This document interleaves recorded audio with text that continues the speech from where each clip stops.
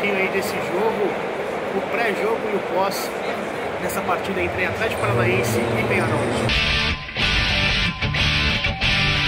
Olá a todos, está começando mais um Arquibancada Caipira. Hoje a gente vai falar da Libertadores. O Mário foi acompanhar Atlético Paranaense e Peñarol, né? O jogo da Libertadores. A gente vai falar um pouco sobre o jogo. Foi um jogo especial aí. O Atlético conseguiu a façanha de somar os 3 pontos dentro de casa contra um jogo difícil contra o Peñarol. O Peñarol vem de uma série aí de 6 temporadas sem vencer na sua estreia como visitante em Copa Libertadores.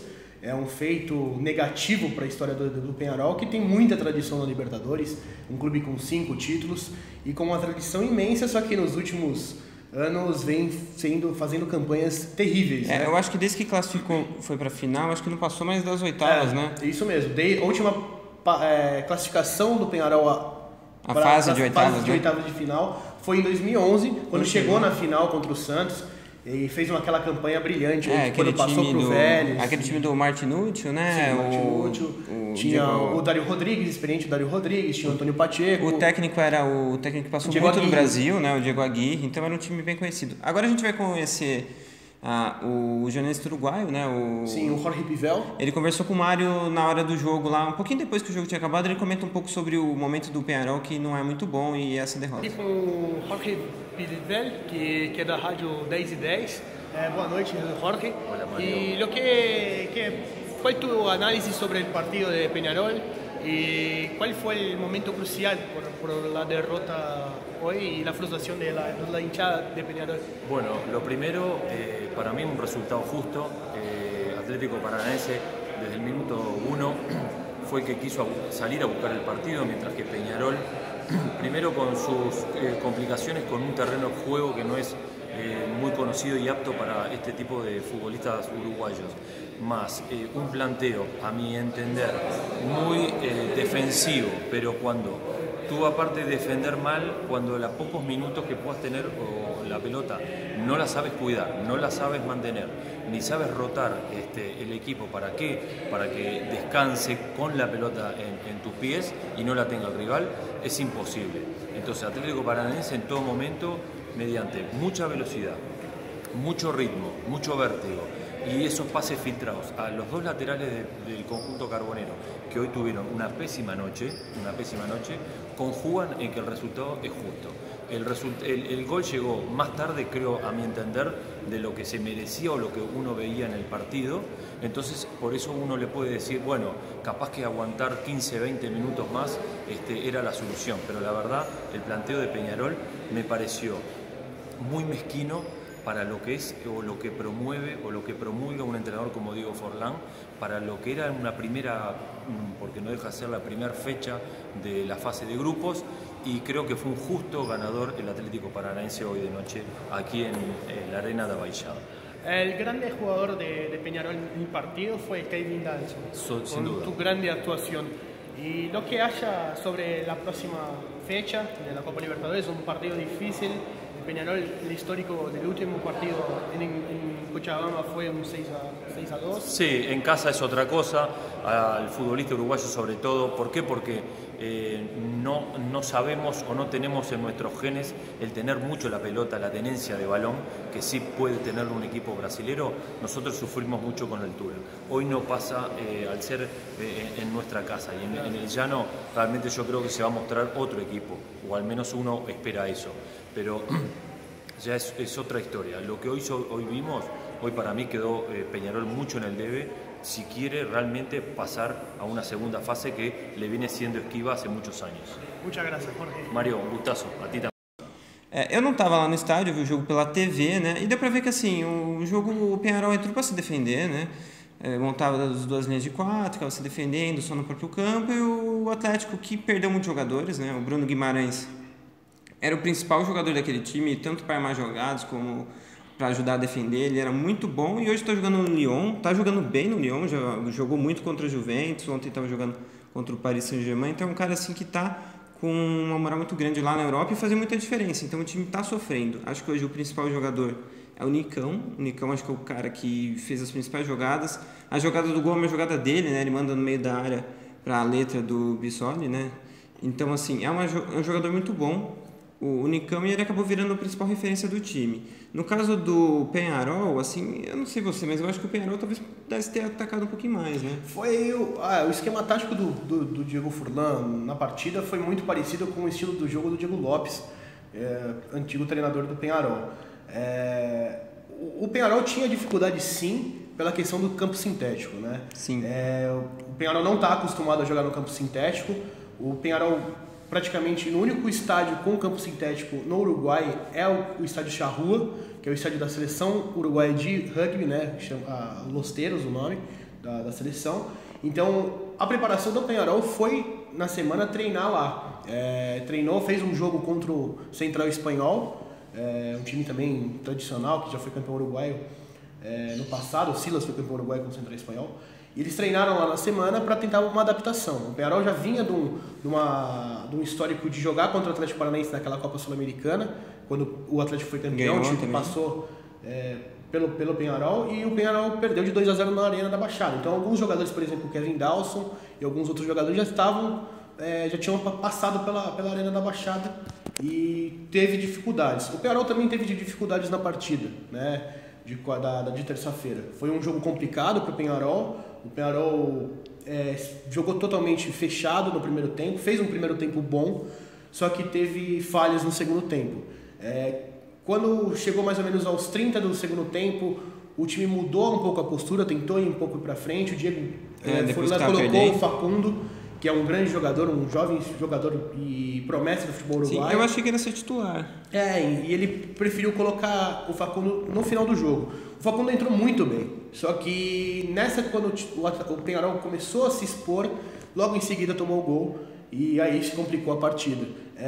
Para mim, o melhor jogador de todos do Peñarol na partida foi o Kevin Dawson, goleiro do Peñarol. Tem uma defesa muito boa dele, acho que é um chute, eu não sei exatamente de quem, mas no segundo tempo já, uma bola recuada assim na entrada da área, ele pega no canto, assim, ele é bom goleiro, né, e experiente, né? Sim, é um grande goleiro e eu acredito sim, que se não fosse o Kevin Dawson, o jogo seria uns 3-0 aí pro Atlético Paranaense.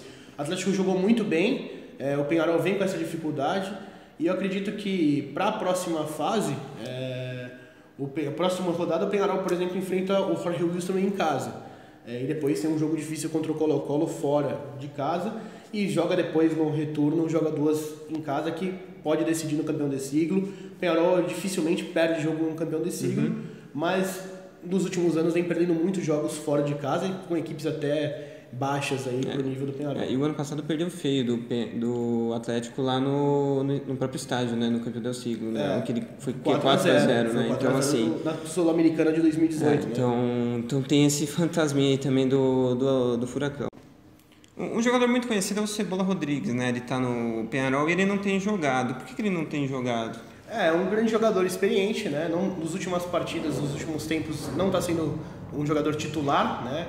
Ele traz uma experiência para o grupo, para o plantel, como o caso também do Lolo Stoyanov, Fabián Stoyanov também, jogador de 37 anos, se eu não estou enganado, um jogador experiente também, com passagem do futebol italiano, como o Cebola Rodrigues, e são jogadores que trazem experiência.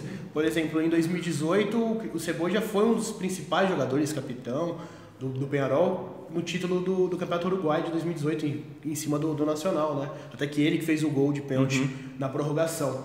Mas...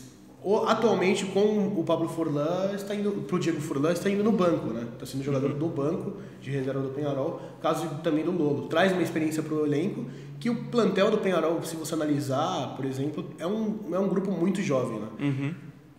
Então, agora a gente vai ouvir o Diego Furlan, ele falou um pouco sobre o jogo na coletiva. E eu queria saber, hoje completou 6ª temporada que o Peñarol estreia com derrota em competições de Libertadores. Qual a diferença que você vê para essa temporada do Peñarol e o que pode mudar para a competição? Como que o Peñarol vai buscar a classificação nessa fase desse grupo que é tão difícil aí com o Colo-Colo e também tem o Jorge Wilson?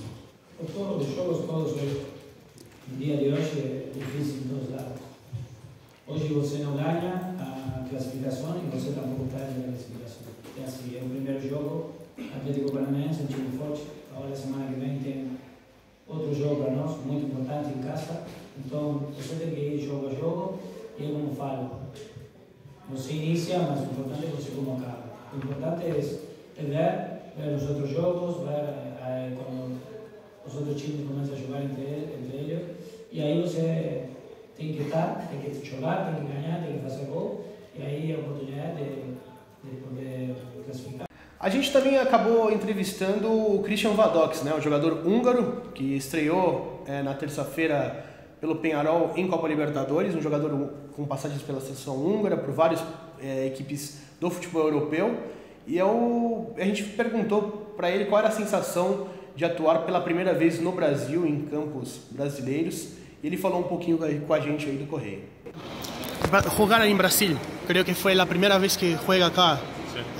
Como un jugador tan experiente de selección húngara, venir a jugar acá, ¿es una sensación buena acá? ¿Cómo es? Sí, claro, para todos es un gran episodio de nuestra vida jugar en la Libertadores, representar Peñarol.